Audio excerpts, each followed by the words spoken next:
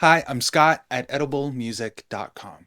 I was leading a workshop the other day with a great musician, someone who is getting started with their home music studio and is having some trouble with their mixing. They showed me a cheat sheet that they had been using, and it displays the frequency chart and suggests a number of areas to either boost or cut for vocals or snare drum or bass guitar, piano, a number of different instruments. So I asked this client to solo up their snare, and the frequencies didn't match at all.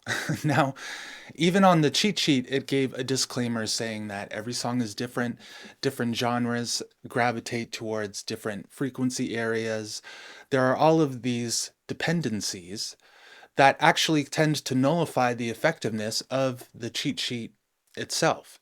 Now, here's the thing, it's still very useful to have a sense of the frequency spectrum and how different frequencies sound in different areas of the frequency spectrum, because then that will help you to ballpark where you want your EQ moves to go, and then you can narrow them down a little bit.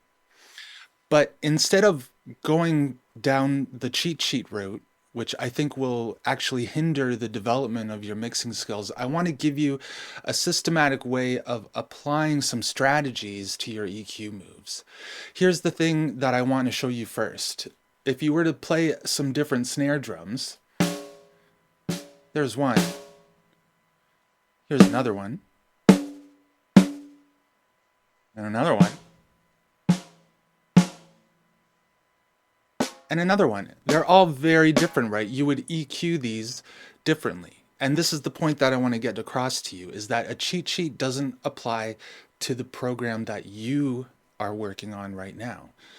Think of all the different vocalists you've heard, all the different snare drums, all the different ways that a piano can sound in a song, and you'll quickly come to realize that a cheat sheet doesn't capture all of these variances, that there are a lot of dependencies. Even, these are different models of snare drums. They can sound different depending upon the mic that you use, the mic placement, the room that it's in, the way that the instrument is played. So try to consider abandoning the cheat sheet strategy and apply this strategy instead. I want you to think that there are different parts of a sound that you can look for in different areas of the frequency spectrum. I'll continue with the snare drum and I'll show you that first.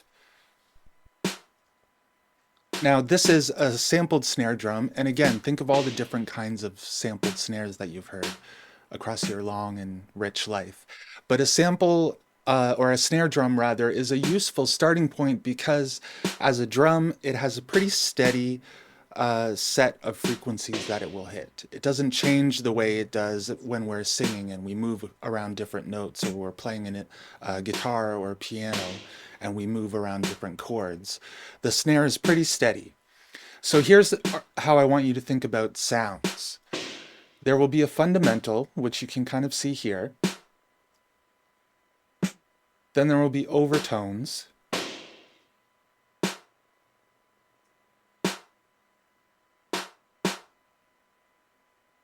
And these overtones will influence the character of the sound. They're often tied very closely to how we describe timbre.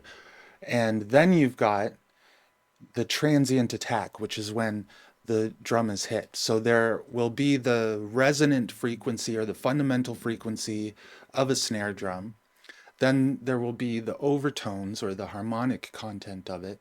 And because the sound is also capturing the strike of a hit on to that instrument, same way you would have the hammers on a piano or a guitar being picked, those don't qualify the same way as the instrument itself, but they're included in the sound, in the content of the program element.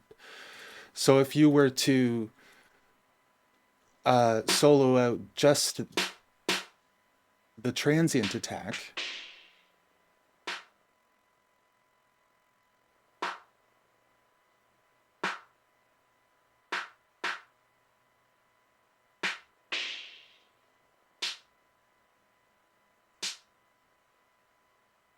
you hear those overtones extend all the way up. But usually somewhere kind of in the middle of the overtones will be that transient attack. And you can think about that in terms of your kick drum. Most of the shells that are on the drum will have a pretty steady set of frequencies just because of the nature of that instrument. It's a little bit different, of course, if you're using something like, or if you're using an EQ on something like vocals. Now you can see that the fundamental frequency is moving around depending upon what note is being sung. So if you were to EQ around the fundamental, then you would want to be a little bit more flexible in the way that you're focusing your EQ moves. Nevertheless, there's a fundamental, then there are overtones, and then whenever the vocalist hits some consonants, then the transient will come through on there.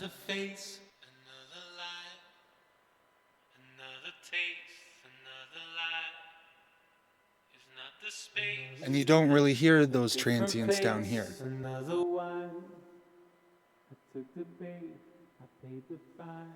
Right? Now, you will also be working with instruments that don't really have that kind of transient attack. Maybe some synths or pads, violins have a little bit less of a transient. Things that have more of a sustained note on them, they might lack that transient overtone. They'll still contain a fundamental and some overtones.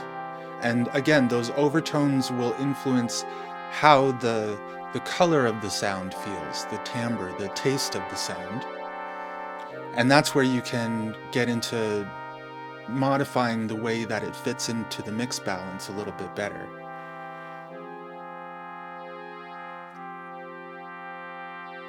But you hear there's not a lot of transient information here. It's very soft, but it still contains those parts of sounds that I want you to give your attention to. So try to avoid thinking that there's going to be a precise frequency that you need to either boost or cut, because every single song is indeed very different. And just as a ending note, the capture that you might have, say for example, if you were recording vocals in a room or if you were recording drums in a room, it will also capture outside sounds that are different from the actual instrument that you're trying to record. In other words, it will capture the room or the microphone noises. So that's where those lower frequencies and sometimes those extra high frequencies can come in, which are not part of the actual sound, but are nevertheless captured. So you'll want to EQ those as well. But when you're thinking about the sound itself, think about it in three parts. There's the fundamental, there are the overtones, and then in some cases, there's the transient attack. And locate how those, locate where those are on the sounds that you're working on now. Then you can apply this system every single time that you're EQing, every single time that you're setting levels in a mix and starting to use your EQ in order to bring out certain program elements or set back certain program elements. You can use these parts of a sound in order to apply the strategies that you need. Try it out.